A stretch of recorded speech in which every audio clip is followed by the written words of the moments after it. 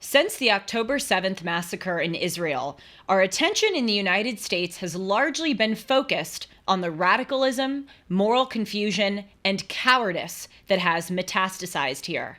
The Harvard petition, the pro-Palestine marches, Jews being harassed and in some cases killed on the streets, the October 18th breach of the U.S. Capitol, the list goes on.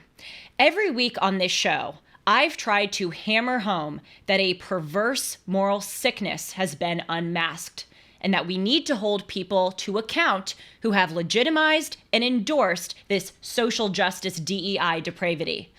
But as much as we must be zeroed in on the moral cancer in the Western world, there is a larger in numbers, more violent, more ideologically and militarily unified source of evil, and that is international Islamofascism, with Iran, the country we just released $10 billion more to, at the center.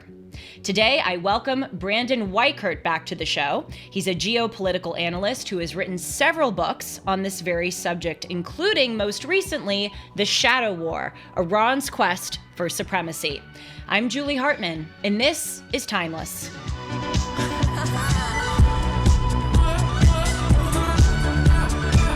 Hey everyone, welcome to Timeless. It is great, as always, to be with you. And what a big week of big subjects that we are covering. Today, obviously, we're going to be talking about Islamofascism. Tomorrow, I am going to be interviewing Gerald Posner because it is the 60th anniversary of the JFK assassination, if you can believe it.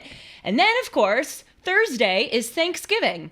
And I would like you to look out for a show that I am going to do, which will air on Thanksgiving, where I'm going to give you some tips on how to make your Thanksgiving a little less awkward. If your Thanksgivings are anything like mine, you need those tips at the ready for those liberal relatives that you have to deal with. So that is just to say it's a very exciting week with a diverse range of subjects, and I hope that you will come back to this channel to see it all. Today is a particularly depressing subject, but I am never depressed when I am talking with Brandon Weichert because he is so smart, so informed, and gives me a lot of hope that there are good voices out there trying to spread common sense and good knowledge. Brandon Weichert, for those who are unaware, is a geopolitical analyst and a dear friend of the show. I think this is his third time coming on to Timeless. He is a subject matter expert for the U.S. Department of the Air Force and an energy analyst at the-pipeline.com. He is the author of 3 books, the aforementioned book, The Shadow War, Iran's Quest for Supremacy. He also wrote Biohacked, China's Race to Control Life, and Winning Space, How America Remains a Superpower. These are 3 books which, fortunately for selling purposes, but unfortunately for our civilization, are now more relevant than ever. Hi, Brandon. Welcome back to Timeless.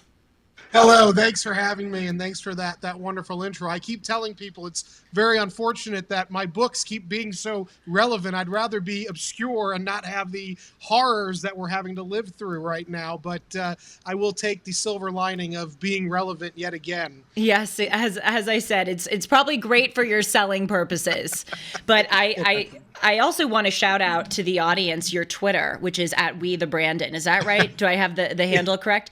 That's correct. It is so funny, and it's also just a great way to be informed, but you keep posting passages from your book, specifically The Shadow War, and I've read the book, so I know how relevant and detailed it is, but every passage you post, I'm like, my gosh, this is so relevant now more than ever. So I'm delighted to have you on and talk about this with you. Thank you so much. Yeah, that Twitter gets me in trouble sometimes. I know it does. So That's what I love about it. I love seeing when you get in trouble. But, oh gosh, Brandon recently was posting such funny stuff about the depressing event of Xi Jinping getting a hero's welcome in San Francisco.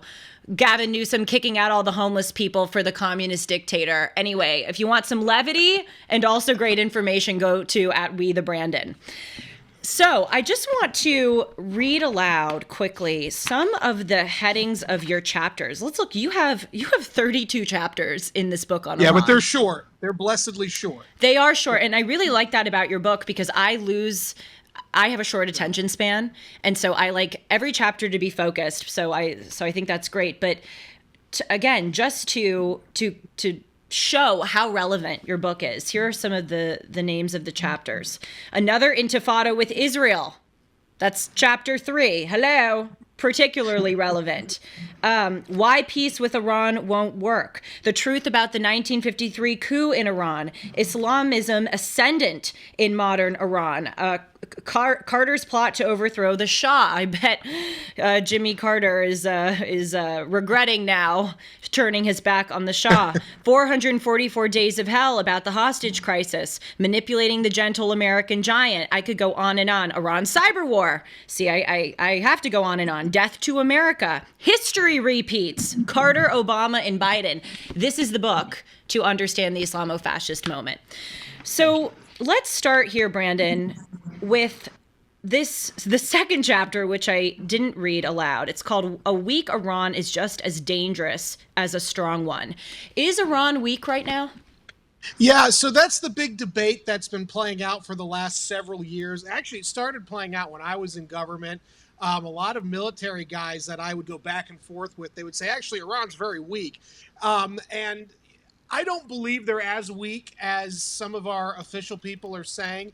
But regardless, whether they are really that weak or if they are strong, the fact of the matter is, if they are weak, that actually makes them more desperate. It actually makes them, a caged animal or an animal up against a wall is the most deadly kind of animal. And I was speaking with a Saudi official in 2019. Actually, this was one of the events that started me writing the book in 2019 was when I began writing the rough draft. The Saudi official used the term to describe Iran as a paper tiger with steel claws. And as I add on in the book, right now those steel claws are extended, and they come in the form of their various terrorist proxies arrayed around the world. Yes, this is a difficult thing to kind of assess right now, not just with regard to Iran, but also with regard to Russia and China. People like Condoleezza Rice have been dubbing those three as the new axis of evil. And sometimes I look at those three countries and I think they're incredibly strong, but also, and especially with what we're seeing with China, with their economic problems, it seems that respectively, those three in some ways are getting weaker, and that could perhaps explain some of their actions. Yes, right. Because obviously, in the case of China, Russia, and Iran, the worse things get economically at home, the more likely they are to resort to military force abroad as a means of sort of getting people distracted in their home front from those deteriorating economic conditions and to rally people around the flag and the regime. In Russia, that has happened already. The people are rallying around Putin, as much to our chagrin. In China, it's happening to some degree. China, of course, has a lot more maneuvering room as the second largest economy in GDP terms. And in Iran, we've already seen they've been weathering these protests since 2020.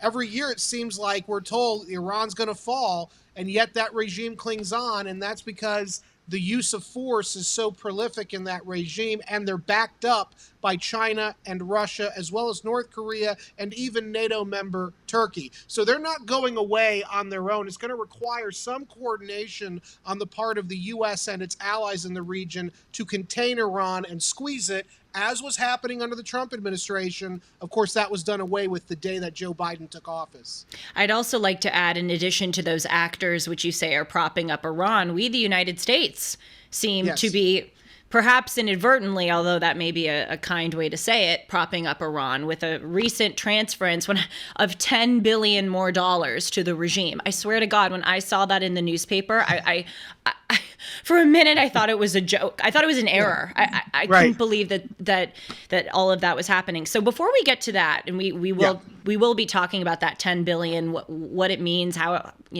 is it transferred? Is it unfrozen? Is it distributed? Let's just first take a pause and assess what is the political situation right now in Iran, and why are they such a formidable threat that you decided to write a book about? Yeah. Well, the political situation in Iran is very tenuous for the regime.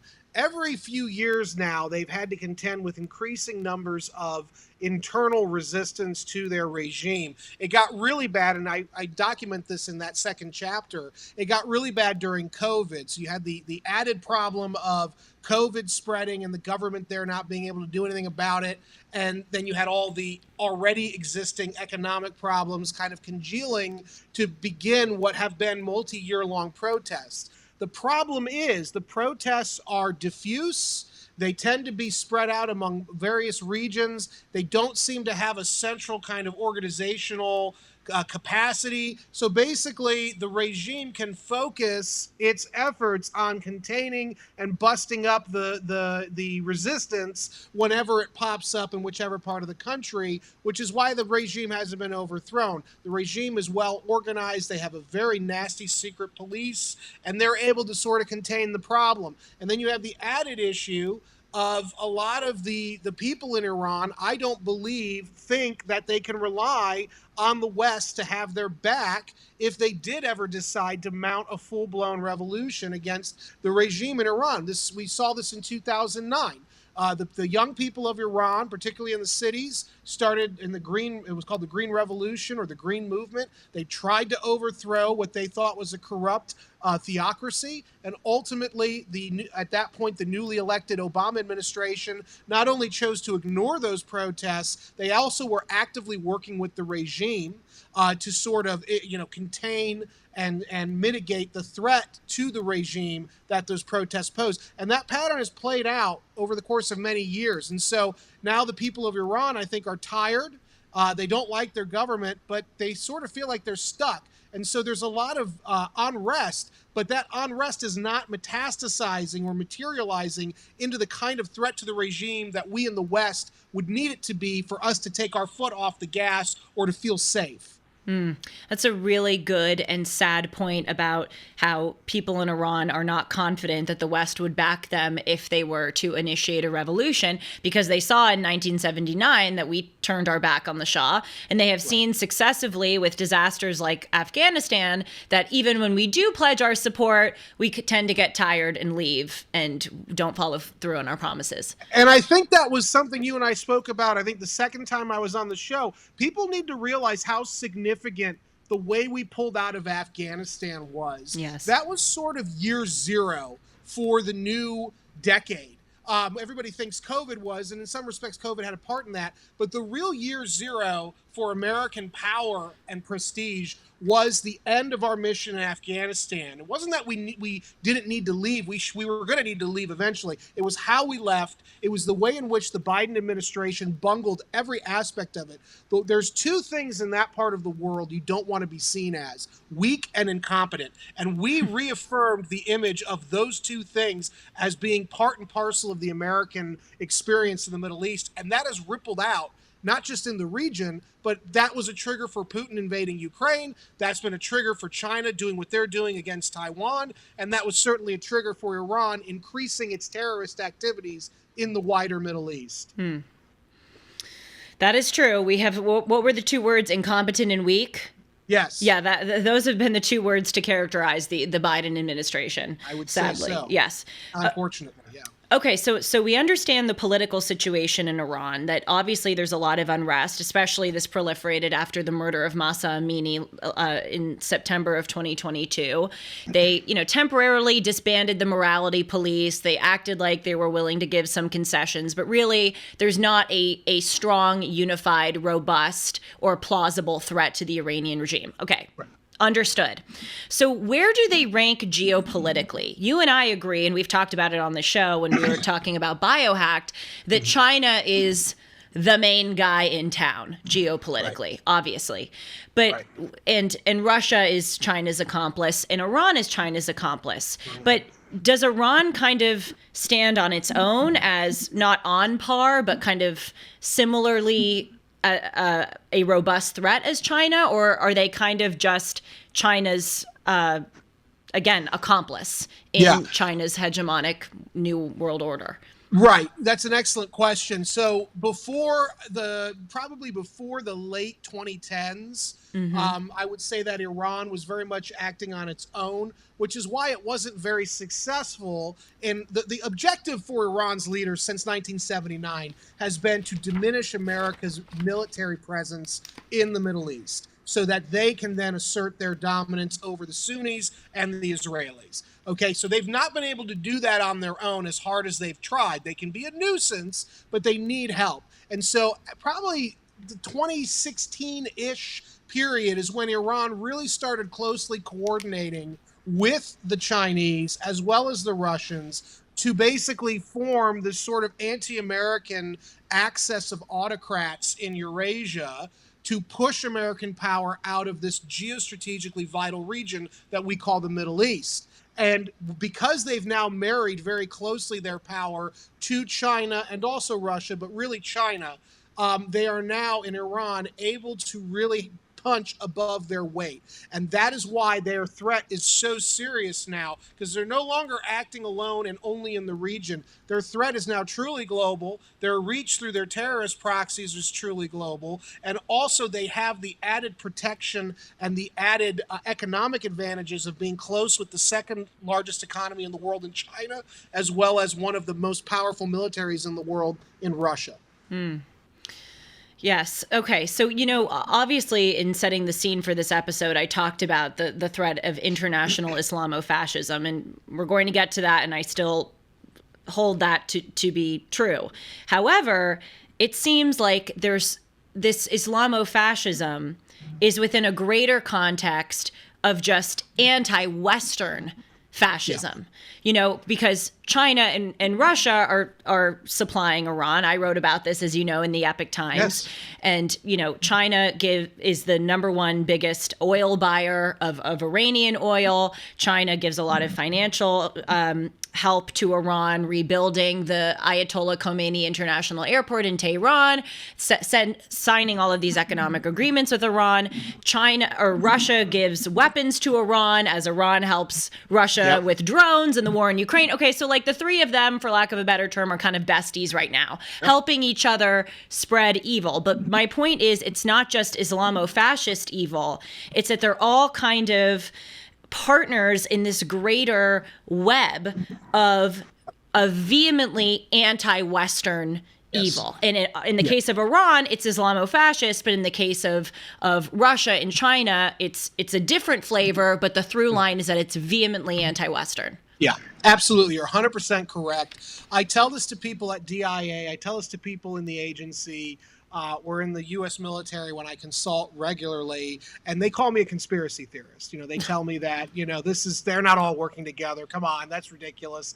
And I hate to tell this to your audience, but our intelligence services, for the most part, as a whole, are not on top of this. They are working together. China is coordinating a loose but growing coalition in Eurasia of fellow Eurasian autocracies, of which Iran is one.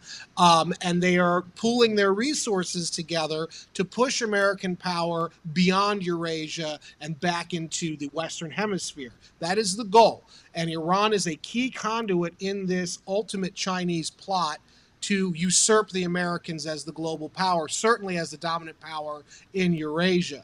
And Islamofascism, I think it was Norman Podhoretz or Bernard Lewis, who one of those two came up with that. Actually, if you look at the structure specifically of the Islamic Republic of Iran, the Shiite variant of Islamofascism, it's actually modeled very closely on Lenin's Bolshevik movement. And in my opinion, Iran operates a lot like the early Soviet Union did. Instead of trying to spread the red revolution, though, they want to spread the green revolution of Shia Islamism. And there's a lot of similarities between Islamism as a movement, as a political ideology, and the ideologies that dominate China as well as Russia. In fact, if you look at the Islamism, if you look at what they talk about domestic programs that sound an awful lot like the socialized or even communistic domestic programs of countries like China and Russia. And so there is a natural sort of understanding, not to mention the fact that historically, China and Russia, going back hundreds of years, have had very close relations, historically speaking. And the Russians, of course, going back to the Cold War, even before the Cold War with the Tsar, have had many interactions with the old Persian Empire under the Shah, and then, of course, the current group, the communist group in the Soviet Union, and then now today with Putin. And when I say the Shah, I mean the Shah's father, because, of course, the Shah, who was pro-American, hated the Soviets, but his father in the 1910s and 20s was actually somewhat friendly with the early Soviet Union. Interesting. You know, as you were speaking, I had this thought that, right now, obviously, China, Russia, and Iran are unified, as I say very inarticulately. They're besties in their trying to support one another in their global crusade of anti-Western evil. But if we examine those three, Russia, to me, doesn't seem to be as globally oriented as Iran and China are. Obviously Putin invaded Ukraine, and some can say, well, what do you mean? That is very, globally oriented. But really what Putin, to me, and the evidence indicates, is that he's trying to reclaim what he views as quote unquote lost Russian territory and just kind of reestablish the glory that they perceived that they had under the Soviet Union. So yes, in some ways that's global, but it's really pretty like Russia based. China certainly wants to assert its global hegemonic order, but Iran wants to do that too, but in a Islamofascist way. They want to bring about a Shiite caliphate, really, that spreads all across the Middle East again. And so right now, these three are accomplices. They're besties. They're working together. But there's going to hopefully be a problem going forward where the Iranian global desire for a Shiite caliphate is going to conflict with the Chinese global desire of a China-centered global hegemonic order. I don't think it will. You don't really? No. The first reason is, and I think I mentioned it in that second chapter we were talking about, there was a $400 billion multi-year deal that was signed in 2020 between the People's Republic of China and the Islamic Republic of Iran, which basically ceded over a large portion of Iran's oil rights in their own country to the Chinese. In fact, that deal allows for Chinese security personnel to be moved in large numbers into Iran to be permanently stationed around those oil refineries. Many people in the Iranian government did not like this deal. In fact, I quoted, there was an Iranian publication that actually published in Iran. They were basically saying that it looks like the mullahs have allowed for Iran to become a colony of a new imperial power in China. However, those people writing these negative reviews of this deal are not the people who will ever be allowed anywhere near real power in Iran. The mullahs and the IRGC, the Iranian Revolutionary Guards Corps, they're the real power bases in Iran, and they are all getting rich from doing business, from basically allowing Iran to become a new satellite of China, and they are happy to do so because they think that China is the new power that will supplant the U.S. in the long run, but they also think China can protect them on the world stage, and China will allow for them to basically become the dominant power in the Middle East because they are a subsidiary of China, and China would be fine with letting that happen. And I think on some level that's how it's going to play out, because Iran ultimately is never going to be able to be a global dominant power, but they can be a regional powerhouse, much greater than they currently are, if the board in the Middle East is rearranged in such a way that the Saudis are no longer a real factor and the Israelis are wiped out. And I think that's what they're ultimately moving toward with this new intifada against Israel. They want to annihilate the Jews of Israel. That is a fact. And they want to do that because they view not only it in religious terms, but they also view it in geopolitical terms. Israel, in their mind, is an extension of the U.S. You roll back the Israelis, you roll back America's power projection into that region. It's a brilliant analysis. I think you're totally right Thank that China has these various kind of cat's paws. Like, Yes. you know, there's Russia, and they're supporting wreaking havoc in that part of the world. There's Iran, and you're totally right that Iran, basically, I mean, almost every country at this point, I know this sounds dramatic, is kind of a satellite state of China, including In some increasingly respects, our we own. are. Oh, I was about Right. to say, including our Yeah. own. And so, Particularly California. I mean, oh, it's basically a special administrative region of China. don't even get me started. Don't even get me started. It's sickening. But okay, so China is, you know, supporting Putin wreaking havoc in that part of the world, supporting Iran and wreaking havoc in the Middle East. You know, they don't need to invade the United States or do anything more, because they've got, you know, our leaders bought off. They've got fentanyl pouring through the border. They've got the spy base on Cuba. They've got the farmland. So I think this is a really important point for people to understand. And I know that the kind of focus on this episode, or at least I intended the focus of this episode to be on Islamofascism, but that's kind of one of the many hot threats that China is stoking around the world. And again, the through line is that China is the top dog, China's pulling the strings, and it's vehemently anti-Western. There's a quote from the Game of Thrones books and the show. Chaos is a ladder, and for the people at the bottom of the ladder, chaos can actually, if you know how to manipulate it, can actually allow for somebody on the bottom to climb their way to the top. And that is precisely the insurgent mindset. That is also the specific mindset of the regime in China. They want to create as much chaos globally that it disturbs the order, that it stretches America to its breaking point, which it is, and then that allows for them to basically flip the script, flip the situation, and allow for them to come out on top without really ever firing a shot. And that's exactly what's playing out right now. You know what is so eerily brilliant about China and their strategy is that they are doing something that I don't think I've ever seen another world power do to the same extent. And that is they assert and make possible their global hegemonic order by making quote unquote friends with their enemies. And they have seen the how terribly the Vietnam War went for the United States. They saw how terribly the 1979 invasion of Afghanistan went for the Soviets. They saw how terribly the invasions of Iraq and Afghanistan again went for us. And so they look at that and they go, invading countries to try to get control of them sometimes works, but a lot of the times doesn't. Right. Why don't we act like we're friends with these people, come in, say, hey, we're going to give you a railroad. We're going to industrialize your airport. We're going to buy your oil. We're going to set up Confucius Institutes. We're going to, set up these biolabs. And then before you even realize it, your friends actually have you by the throat and they control you.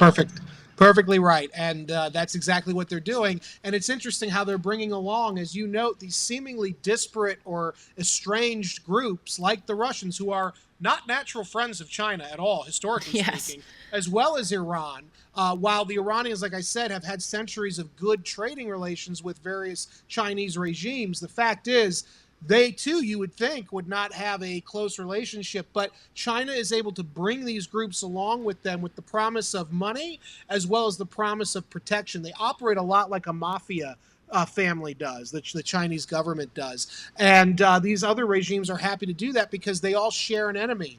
It's sort of like the Injustice League in the old comics, the DC comics. These were villains who wouldn't get along, but they all hated Batman, or they all hated, the heroes of the DC world. So they would get together and they'd put aside their differences. That's exactly what Eurasian powers are doing. In some degree, it's also what we're looking at could be a replay of the Peloponnesian War in ancient Greece, in which you had democratic Athens that was ascendant in this great empire, but was viewed with disdain and distrust by more conservative, authoritarian, militaristic powers like Sparta. And Sparta built a anti-democratic coalition of maybe weaker on their own city-states, but when combined with Sparta and the group that they were building, were able to ultimately overcome the potency of the Athenian democracy. So that could be what China's doing on a grander scale with America in the role of Athens today. Okay, so now that we understand the role of China in stoking this Islamofascism as one of their kind of pots of water on the stove, Right. uh, Right. using that as kind of a proxy to attain their, again, global anti-Western, China-centered hegemonic order. Let's zoom in on this Islamofascism Yep. and what it looks like, what it's about. And in the introduction, as you know, I said that Iran is at the center. And I want to Yes. tell you why I said Iran is at the center, and then you can tell me if I'm right or wrong, or if Sure. I'm missing some points of my analysis. To me, Iran appears to be the most unified in their Islamofascism, in both practicing it and exporting it. If you look at, Afghanistan, obviously there are many countries in the Middle East with a leadership and a population which are Islamofascist. But Afghanistan with the Taliban, yeah, they're the epitome of Islamofascism, but it's kind of internal, at least now, it seems to me. And again, jump in if at any point I'm wrong and correct me. Right now, it seems sort of internally focused. Iraq is basically a client state of Iran, so I'm going Right. to leave Iraq off the list. Syria has its own civil war right now, so they're kind of off the list because they're occupied. And the government of Syria is a client of Iran as well. Exactly. Very important point. Jordan is kind of lukewarm. Egypt is kind of lukewarm. We've got Turkey, which we can discuss, which has a very incensed, as I wrote in The American Mind, Sunni Muslim population, which is vehemently anti-Israel and sort of glorifying and wanting to partake in this Islamofascism. But Erdogan right now is kind of playing both sides of both the West and the non-West. So looking at all of these different countries in which there are elements of this radical Islam, very potent elements indeed, Iran, again, seems to be the most unified and the most globally oriented in looking and exporting and really bringing about that Islamofascism. Is that fair? I think you're completely correct. And I think the reason for that is in the Sunni Arab world, we have a lot of governments like Saudi Arabia's government presently who are at least they lean toward America. They may not be pro-American, but Right. they lean toward America. Now, their populations may be Islamist or friendly to the Islamist movement, but the governments there try to do what they can to police that element. Whereas in Iran, we actually kicked out the Shah. And I'm using that term right because a lot of people don't realize Jimmy Carter's hand in helping to overthrow the Shah in 1979. We pushed out somebody who may have been autocratic, may have been a human rights abuser, but he was pro-American and he was modernizing his country in a way that would have eventually allowed for some incipient form of democracy to arise. But Carter killed that experiment by overthrowing the Shah, encouraging the Grand Ayatollah, who was in exile in Paris at the time, encouraging him to go into Tehran and take over the revolution in the streets. Carter believed that he could work with the Ayatollah. Carter believed that the Ayatollah was a man of faith just like him, and therefore they would get along because they may have different faiths, but they believed in the same God. And of course, theologically, that was not true. But that's what Carter believed. And Carter also believed that the Islamist movement in the wider region would be a check against Soviet communism. It's one of the reasons he was supporting the Mujahideen in Afghanistan. Well, the problem with that is we then took a guy, the Grand Ayatollah, who was the father of Shia Islamism, and we put him in charge. And then he immediately turned on us, and he immediately began going after the unbelievers along with the communists. And so you're right. That is the reason we have such a centralized threat of Islamism ideologically in Iran, and it's more dispersed throughout the Sunni Arab world because the governments of the Sunni Arab world, for the most part, are not really pro-Islamism. They're afraid of Islamism, and they're more friendly to Americans. But that's not the case in Iran. The official organs of Iran's government are pro-Islamism, and they're anti-American. Can you define quickly Islamism and Islamofascism? Yeah. Sure. Well, they're interchangeable. Right. I like Islamism. I think it's a little bit shorter because I also Definitely think that, shorter. I also think that, and by the way, I think it was Norman Podhoretz who came up with Islamofascism. He's not wrong. But I actually think when you say Islamofascism, you cut out the relationship also to communism. maybe not in terms of the atheism, obviously, but in terms of the way that they operate. And in many of their domestic social and political programs, they're very similar. I had a professor in my master's program, Joshua Moravchik, one of my favorite professors. He wrote a book called Heaven on Earth, and it was all about the tangled web of these different isms, and he included Islamism as being part of that overall, family of isms. Islamism is basically politicized Islam. It is basically 1920, I think 4 or 8. Hassan al-Banna created the Muslim Brotherhood. There was a man named Sayyid Qutb who was one of the great intellectual godfathers of this movement. Basically, they wanted to create a pure form of Islam in the region, in the greater Middle East, because they believed that the Americans and the West had propped up apostate regimes in the land of Muhammad, and they wanted to overthrow those regimes. And so they basically took a lot of tenets of fascism, communism, and they fused it to the theological beliefs of Islam, and they created this political ideology of Islamism. And very interestingly, there's been a misconception, and I talk about this in the book, there's been a misconception for years in academia as well as in the counterterrorism community that Shia Islamism and Sunni Islamism of the kind that bin Laden and ISIS practice, these are two separate things. But in fact, there is an ideological connection between the two of them, because there was a man, like I said, Sayyid Qutb, who was this very key founding member intellectually of Islamism for the Sunni world. He also tutored a man named Nafab Safavi. And Nafab Safavi was one of the leading young up-and-coming clerics in Iran in the 1950s. He was best friends with Ayatollah Khomeini as a young man. And Nafab Safavi brought Sayyid Qutb's Islamist ideas over to the Shiite context of Iran. And then he imbued those beliefs into his best friend, Khomeini, who was a moderate in his youth. But when the Shah had Nafab Safavi hanged for insurrectionist activities, that set Khomeini off and set Khomeini on the path of embracing Islamism for the Shiite world. But they are connected in ways that many experts refuse to acknowledge. Well, clearly they are connected because Iran, which is a Shiite fundamentalist state, has no problem supporting Hezbollah and Hamas, which are Sunni, Well, Hezbollah's Shiite as well, but Hamas, you're correct, as well as Fatah. Don't forget about Fatah. You're right. Oh, I didn't realize. I thought that Hezbollah was Sunni. Thank you for... No, they're Lebanese Shiite. Thank you for clarifying. Yeah. So yes, clearly there's a connection. I mean, I often wonder, is there going to be a certain point at which Iran or other Shiite groups are going to not want to work with Sunni groups? But honestly, as long as they have such a shared goal of undermining the West and specifically eradicating Israel, that it seems like they can transcend their sectarian differences in the name of this greater goal. Well, and that's the key. And that's why I bring up the Nafab Safavi connection, because that was a key sort of transference of ideas from the Sunni world to the Shiite world. And it's very dominant in Iran. And I would argue that they're going to continue working together.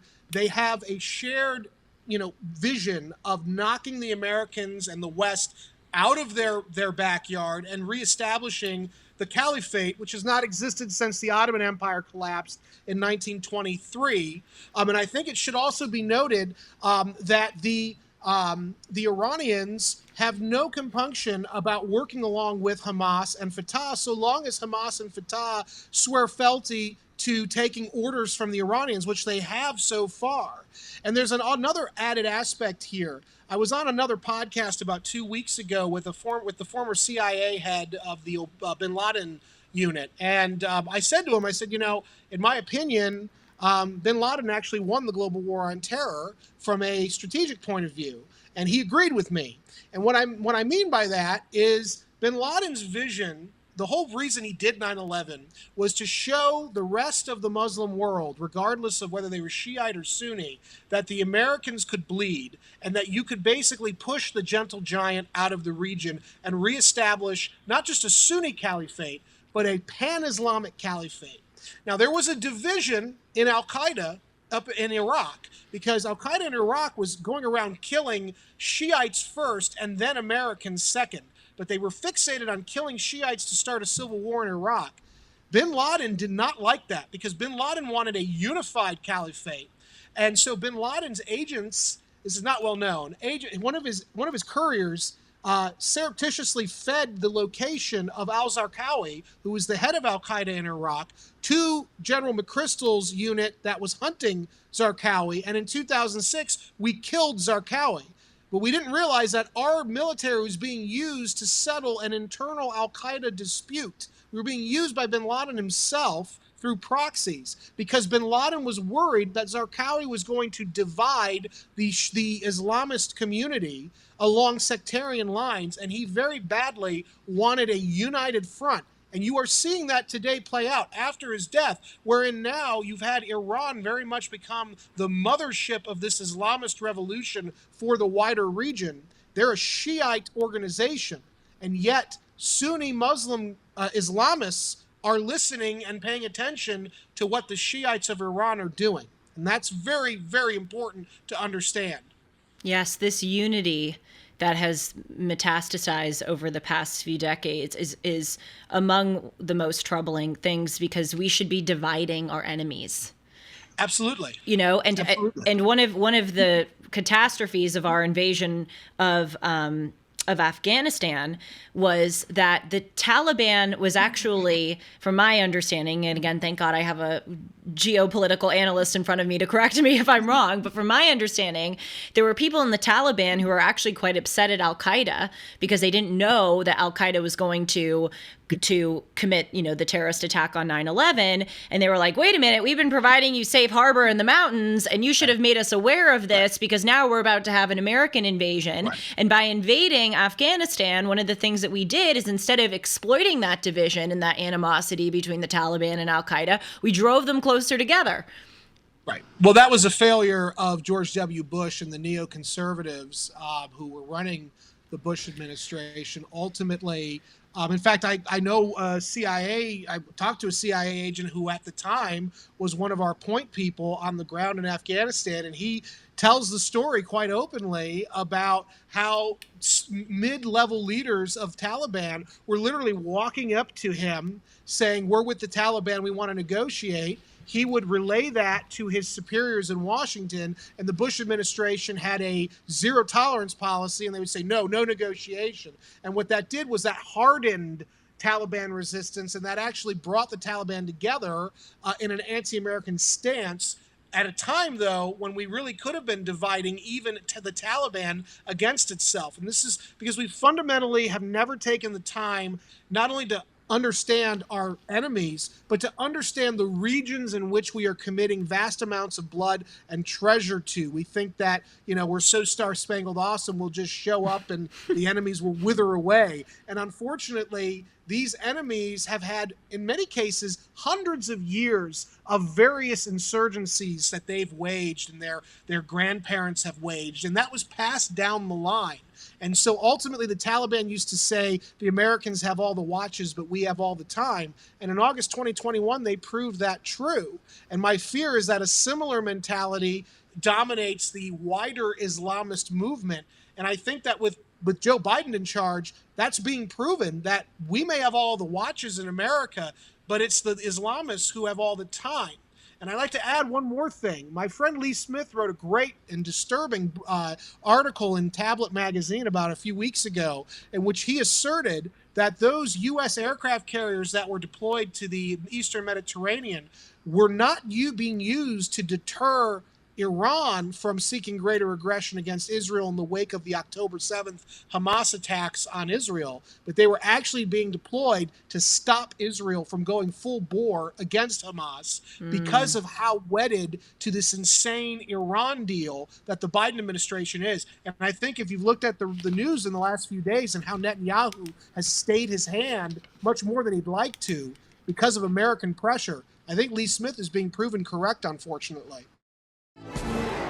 Before we continue, I want to tell you about My Pillow. I use many My Pillow products. I walk into work every day wearing the My slippers, and then I quickly change into heels. I sleep on the My Pillow in the Giza Dream bed sheets, and I use My towels, among other products. And you can get many of these products at a discount if you use the promo code Hartman. MyPillow's latest deal is the sale of the year. For a limited time, you'll get 60% off of the aforementioned Giza Dream bed sheets. That comes with a 60-day money-back guarantee and a 10-year warranty. You'll get a set for as low as $39.99 with the promo code Hartman.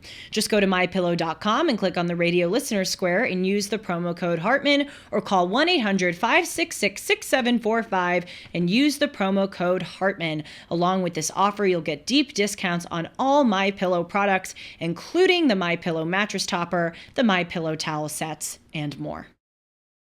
You raise a very important point that obviously these regions, these groups, these countries, these geographic areas are not the same. I mean, and that was one of the issues that we had in the early 2000s. I mean, there was this revelatory but awful statement during the Bush administration. I forget who said it, but they were talking about, this was in leading up to the invasion of Iraq, and someone came into the Oval Office and said, like, well, the Sunnis and the Shias are fighting each other. And one of the Bush aides, not President Bush, one of the aides said, well, aren't they all Muslims? And it's like, oi! So we need obviously to have an appreciation and understanding of the fact that again, these groups are not the same. However, as you have also outlined, there seems to be this anti-Western unity, which has been facilitated by the actions of the United States and the West in the Middle East. But let's just really take a moment and assess how grave of a threat this Islamism or Islamofascism is. Because again, yes, we've got Iran, and we've got Iran supporting those aforementioned groups, including Hezbollah and Hamas. And we have some kind of lukewarm countries, but how big of a threat really is this? How much is Iran really pulling the strings to try to spread really global jihad against the West? Well, the first thing I would say is, and I document this, I think in chapter 3 or chapter 4 of the book, in December of 2016, there was a little reported at the time meeting between the leaders of the Iranian Revolutionary Guards Corps, specifically the now deceased General Qasem Soleimani, the leadership of Fatah, the leadership of Hamas, the leadership of Hezbollah. They met in Beirut, and they officially decided they were going to basically take orders from the Iranian Revolutionary Guards Corps for tactical and strategic, advice and whatever, and planning. And they were all going to pull their resources together so they can open up the third intifada. So there's one of your examples of these groups enmeshing and coalescing together under the leadership, however nominal, of the Iranians. Then there's the larger issue of what Iran is trying to achieve. So Iran, through their terrorist proxies, and the term that I love is they're the mothership of terrorism, of global terrorism, through Hezbollah in particular, which is really an extension of the Iranian Revolutionary Guards Corps. They're not just based in Lebanon. This organization has an international footprint. They have warehouses all over places like Germany, England. They've got a huge and growing footprint in South America, in Mexico. They have basically a global network of black market supply chains in which they move not just people illegally, but they move a lot of different equipment and things that will help them in waging a protracted global terrorist struggle. Specifically, I was reporting this when I was writing at American Greatness. I reported it also at 1945.com. Beginning last November at this time, it was reported by Israeli intelligence that a shipment of uranium emanated from Iran was heading to their proxies, the Houthis in Yemen, and it was intercepted by none other than Al-Qaeda. And they lost tracking of that shipment. So what that means is that Al-Qaeda intercepted and now has uranium from Iran. A month after that, in December of last year, Heathrow Airport authorities in London reported that they intercepted, quote, kilos of uranium coming from Iran, being shipped along these black market supply chains, going through Pakistan, Oman, and ultimately ending up in Heathrow. And they were intercepted only because a detector detected the uranium. And they basically said it was going to persons unidentified, probably Hezbollah agents in England, to do God knows what with. Now, let's just extrapolate. Those are just two instances. You can rest assured, given the global ambitions of Iran's jihadist revolution, you can rest assured that not only are they moving Hezbollah all throughout the world, including especially through our broken southwestern border, to plant themselves in America, but they're also probably shipping kilos of uranium that are going undetected around the world up through our southwestern border. Now, why do I think they're doing that? I think they're planning to build dirty bombs in situ, in the actual targeted cities. That way they can't be intercepted as easily, shipping a whole dirty bomb. And I think that the trigger point is going to be whenever Iran decides to order Hezbollah to open up a second front against Israel, and the United States is going to have to get more involved militarily. And once that happens, dirty bombs are going to start popping off in the West, probably in American cities.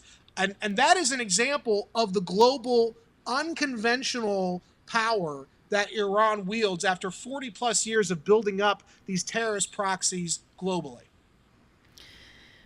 What do we do about this? Obviously, that is the $1 million question, and it is impossible to answer. But let's start with Israel, because, and again, I'm probably going to have you on the show again pretty soon to continue this, because we need a lot of time to get into it. But one of my hesitations when Israel was preparing the ground invasion of Gaza was that I feared that it was playing right into what Iran would want them to do. Absolutely. And that is not to say that I don't support Israel retaliating, right, Israel holding the Hamas terrorists to account. That is obvious. I want all of those blankety blanks dead and tortured and then dead.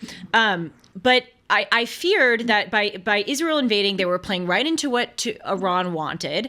They were not going to successfully eliminate Hamas, because even if they got rid of every single terrorist in Hamas is not just going to disappear. There are going to be more people that come up. And then now there's this, refugee crisis, and there are these graphic images of Israel with Western weapons using them against Sunni Muslims, and it's created this whole blank show.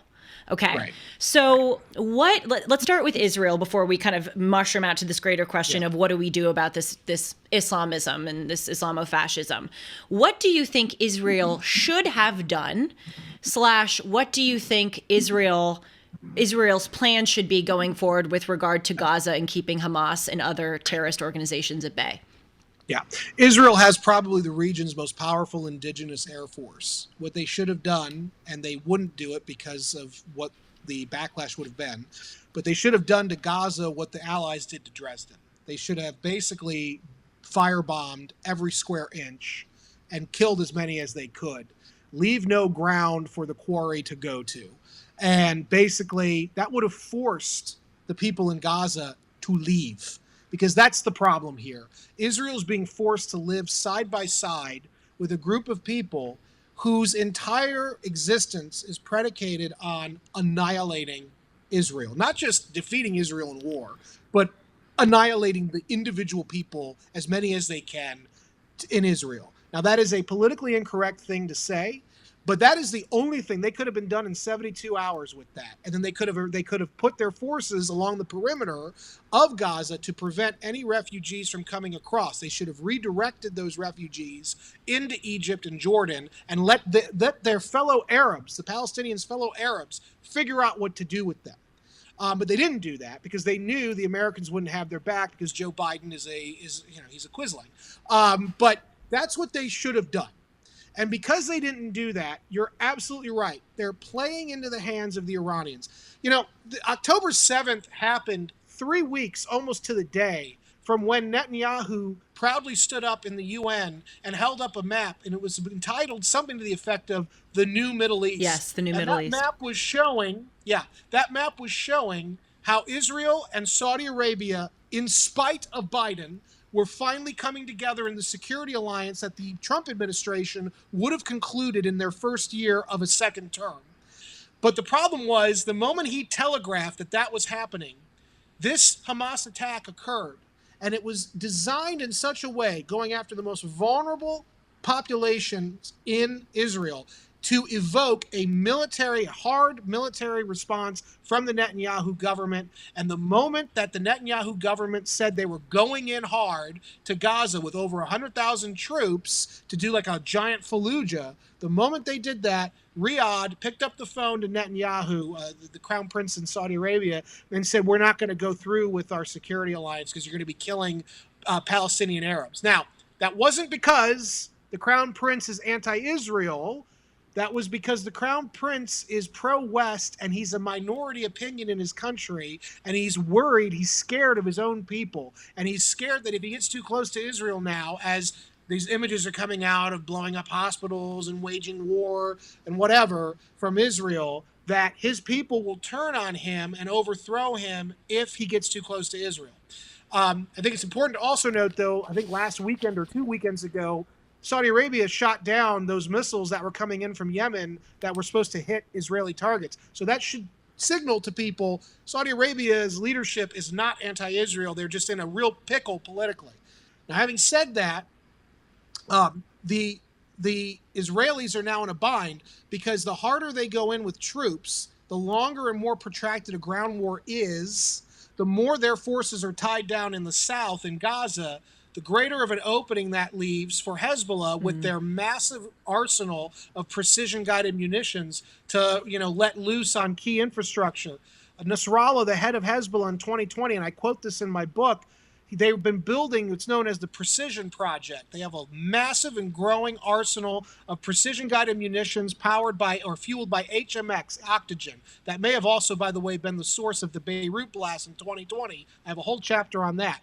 But with those oxygen-fueled precision long-range missiles, Nasrallah wants to first hit the ammonium nitrate facilities in the port of Haifa to simulate a dirty bomb blast that would knock out Haifa as an economic hub for Israel. That would basically make Israel's economy very poor, very fast. So while Israel is committing itself to this Vietnam-style war in Gaza, you've got Hezbollah waiting for them to get totally bogged down and for the whole Arab world to turn on Israel. And that's when I think Iran will order Hezbollah to open up and destroy these key nodes. This could have been avoided or mitigated had Israel been fast, just bombing the heck out of Gaza and then sort of playing cleanup in the aftermath over time. But now it's dragged out. It's given everybody time to sort of go to their intellectual and ideological corners and hold fast. And now you see Netanyahu's government is being restrained even by the Americans. Let's say, though, that Israel did impose a Carthaginian peace on Gaza and just wipe them out with bombs. Well, the things that you just said, including, Saudi Arabia breaking diplomatic ties with Israel, that surely would have happened. And I think if they had it, and obviously I was hesitant to have them do the ground invasion of Gaza, but I'm also hesitant to say that they should have just totally wiped out Gaza, because then I think, and obviously I want to hear your thoughts, that Iran would have retaliated with a nuclear weapon. Maybe not with nukes, because Israel would then retaliate and it would be game over. I understand what you're saying, but think about it. The worst thing to be seen in that part of the world is being weak and incompetent. If the Israelis had just razed Gaza in 72 hours, they would have probably suffered a diplomatic breakdown. They would have probably suffered through, violence, but it would have been short-lived, I think, because the rest of the region would have been scared. What is Israel going to do next? And what are the Americans going to do next? But now everybody knows. The Americans are not going to stand with Israel in the long run. The Saudis are now being given an out to be weak, when if Israel had done this, they would have probably been upset, but they probably would have been forced to reassess, because the last thing the Saudis want to see is an Iranian military in the ascendance. And so they would have eventually moved in quickly to stop Iran from completing their dastardly plans for dominating the region. But now it's a slow bleed. And I think it was Lieutenant Colonel Ralph Peters who wrote about war. He said, you're going to pay a bill.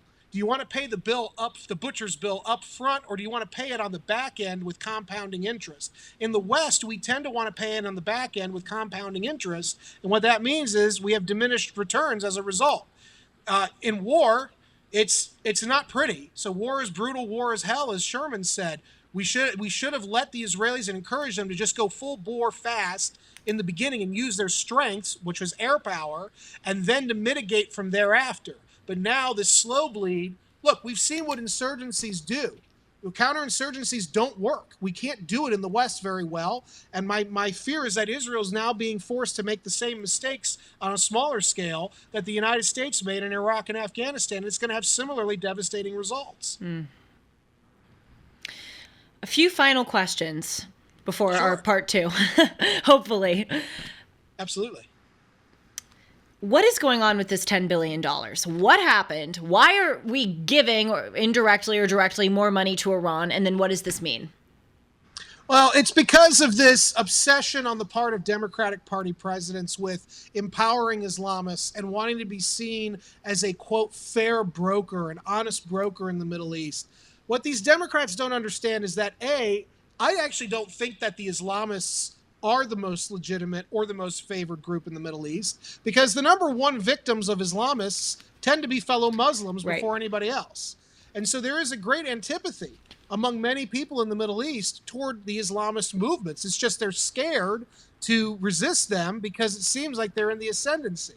So that's point one. It'd be nice if the Americans wouldn't get buddy-buddy with these groups. The second point is the American position in the region under the Democrats is not only are we going to support the Islamists, but we're going to actually try to harm our allies, Saudi Arabia in particular, and Israel. What we should be doing is looking to the Trump administration. They are the only administration in my lifetime who's ever gotten the Middle East right.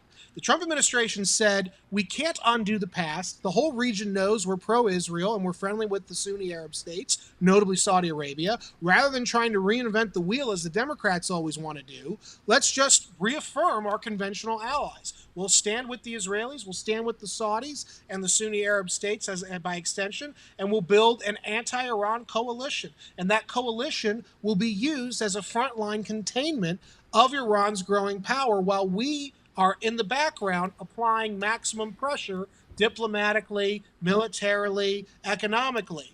That is the strategy, by the way, that we used to defeat the Soviet Union in the Cold War. That is a strategy that worked bloodlessly, I might add. And I think it would be a strategy that would work against Iran. Unfortunately, we currently have a president, Biden, who does not believe this. He thinks that the best way, like Obama and like Carter believed, the best way is to integrate the Islamist forces in Iran into the wider region, into the wider global trading network, to basically treat the regime in Iran like a normal regime, like a normal government in a normal country. This is a suicidal plan. It's the equivalent, and I hate using this comparison, it's overdone, but in this case it's apt. It's the equivalent of Chamberlain dealing with Hitler. Chamberlain could not understand that he was not dealing with a rational actor. He was not dealing with the Kaiser. He was dealing with, or Otto von Bismarck, he was dealing with an ideologue of two-dimensional thinking. And he was dealing with a fanatic in Adolf Hitler. And it's the same exact thing with the Ayatollahs and the mullahs in Iran. They are fanatics. They believe that it is their calling to liberate the 12th Imam from his occlusion. And in order to do that, they need to basically, instigate a nuclear world war. And so they are not rational actors, but the Democrats cannot fathom that. They do not comprehend it any more than Chamberlain could understand it when he was dealing with Hitler. So what was the $10 billion for? And is it ostensibly, I'm sorry. Oh, no, please, go ahead. Ostensibly, according to the administration, it's money that we owed them because we took it from them in during the period of troubles, and now as part of us playing nice, we're going to give it to them and they promise they'll use it for humanitarian reasons. I mean, that's what they say, but I think everybody with a single brain cell knows, unless you're a Democrat and you're committed ideologically to this policy, I think everybody knows that this money, once it is released, will be taken by the Iranians and be repurposed toward funding their terrorist war machine. And it already has been, and they're going to wash it. They're also, Iran has a global money laundering program. They're going to wash this money, make it look legit. They're going to maybe throw a few dollars here and there to humanitarian causes just to appease the West. But the bulk of that money is going to go toward arms. It's going to go toward their ballistic missile program. It's going to go toward destroying Israel and pushing the Americans out of the region forever. It is not going to be used for humanitarian purposes. It is going to be used for greater warfare. The fact that this even needs to be explained really is indicative of the state of our country. Finally, shows how decadent we are. Yes, that is a very apt word to use, decadent. Finally, and this is hard again because I have so many other questions, but I know that you wanted to talk a little bit about Turkey. And obviously, I just wrote an article about Turkey in the American mind and how I believe that Russia, China, and Iran, one of their main objectives is to try to sever Turkey from NATO and bring Turkey closer to their alternative non-Western hegemonic order. And I cited all of these horrible, horrible, horrible quotes from President Erdogan's speech on October 25th to the Turkish parliament about how Hamas are liberators, Israel is a war criminal, to which he got chants in the audience of people saying Allahu Akbar, down with Israel. So Turkey's in a little bit of a situation. Turkey's going through something right now. What's your analysis of Erdogan and Turkey and their role in Islamism? Well, Turkey is yet another example of the failure that has become NATO in the post-Cold War era. Turkey is the linchpin of NATO's southern defense perimeter, and it is, except in Ukraine, where it doesn't want Russia, but for the most part, it is aligned closely with Russia geopolitically. It is very much aligned with China geopolitically. It does not like Europe. It feels slighted by Europe's refusal to allow Turkey into the EU. It also has this Islamist leadership, which, of course, is not conducive to the West. And then it also, under Erdogan, has a vision of rebuilding the Ottoman Empire. It goes back to that bin Ladenist idea of restoring the caliphate that collapsed in 1923 after the end of the First World War.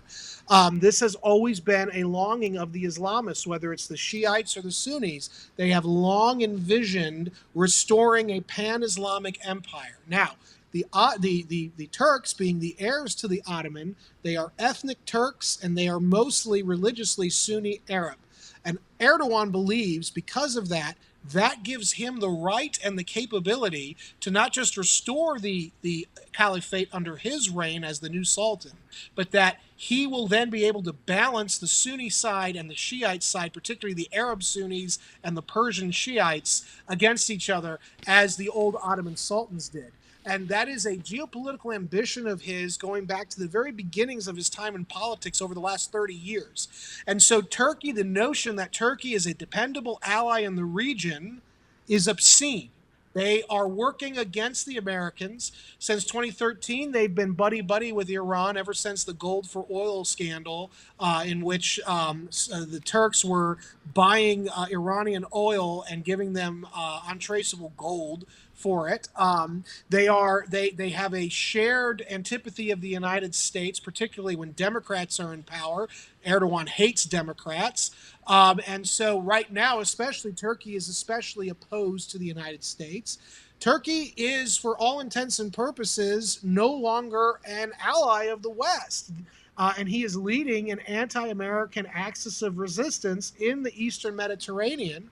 And in fact, a couple weeks ago, after the October 7th attacks, Erdogan became so vicious toward Israel, the Israelis cut diplomatic ties with Ankara because of the fact that Turkey was obviously a threat. And Turkey has already said that if the war expands, if Israel's war against Hamas expands, they will deploy military units in support of the Islamists.